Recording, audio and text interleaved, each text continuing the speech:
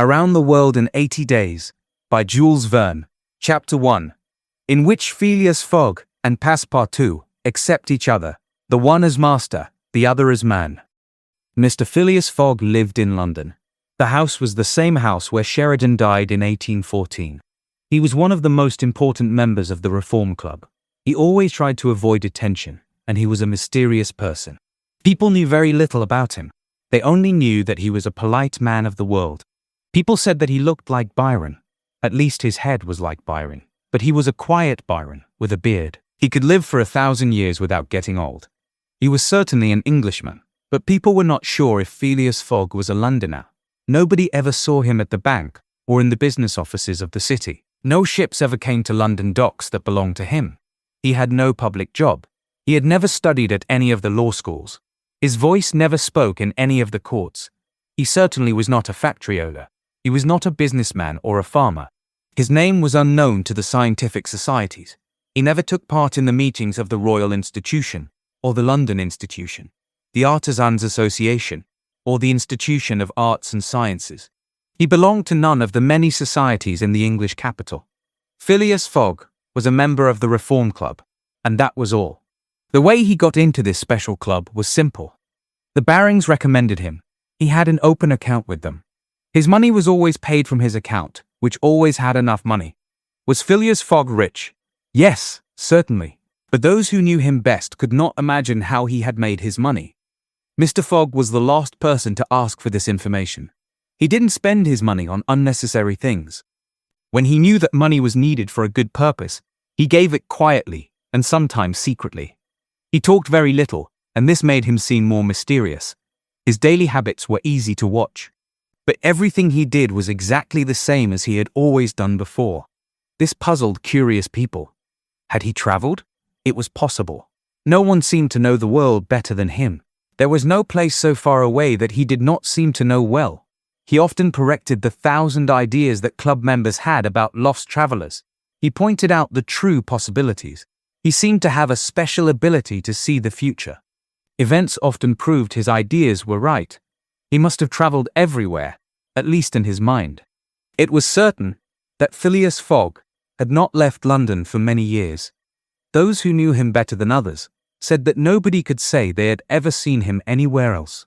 His only entertainment was reading newspapers and playing cards. He often won at this game, but his winnings never went into his pocket. The money was saved for his charity work. Mr. Fogg played not to win, but for the love of playing. The game was a contest for him, a fight with difficulty, but it was a quiet fight that he enjoyed. Phileas Fogg was not known to have a wife or children. This can happen to honest people. He had no family or close friends, which was more unusual. He lived alone in his house in Savile Row. Nobody entered his house. One servant was enough to serve him. He ate breakfast and dinner at the club at exact times, always in the same room, at the same table. He never ate his meals with other members. He never brought a guest with him. He went home at exactly midnight, only to go to bed immediately. He spent 10 hours out of 24 in Savile Row, either sleeping or getting dressed. If to live in this style means to be different, and there is something good in being different. The house in Savile Row was not expensive, but it was very comfortable. The habits of the man who lived there needed very little from the single servant. But on this 2nd of October he had dismissed James Forster. That unlucky young man had brought him shaving water at 84 degrees instead of 86. He was waiting for his replacement, who was due at the house at 11:30. Phileas Fogg was sitting straight in his chair. His feet were close together like a soldier. His hands rested on his knees, his body straight, his head up.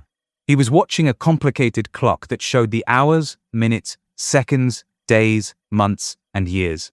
At exactly 11:30, Mr. Fogg would, according to his daily habit, leave Savile Row and go to the Reform Club.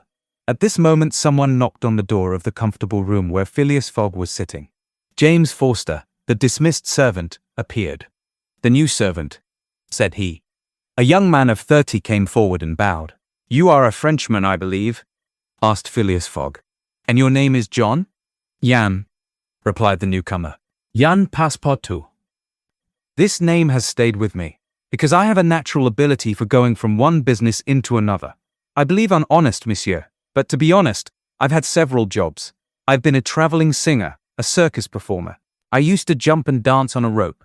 Then I became a gymnastics teacher to make better use of my skills. Then I was a fireman in Paris and helped at many big fires. But I left France 5 years ago. I wanted to taste the pleasures of home life, so I took a job as a servant here in England. Finding myself without work, and hearing that Monsieur Phileas Fogg was the most exact and settled gentleman in the United Kingdom, I have come to Monsieur hoping to live with him a quiet life, and even forget the name of Passepartout. Passepartout suits me, said Mr. Fogg. You are well recommended to me. You know my conditions? Yes, monsieur. Good. What time is it? 22 minutes after 11, said Passepartout, taking an enormous silver watch from his pocket. Now from this moment, this Wednesday, 2nd of October, you are in my service. Phileas Fogg got up, took his hat in his left hand, put it on his head automatically, and went off without a word. Passepartout heard the street door close once. It was his new master going out. He heard it close again. It was his predecessor, James Forster, leaving. Passepartout remained alone in the house in Savile Row.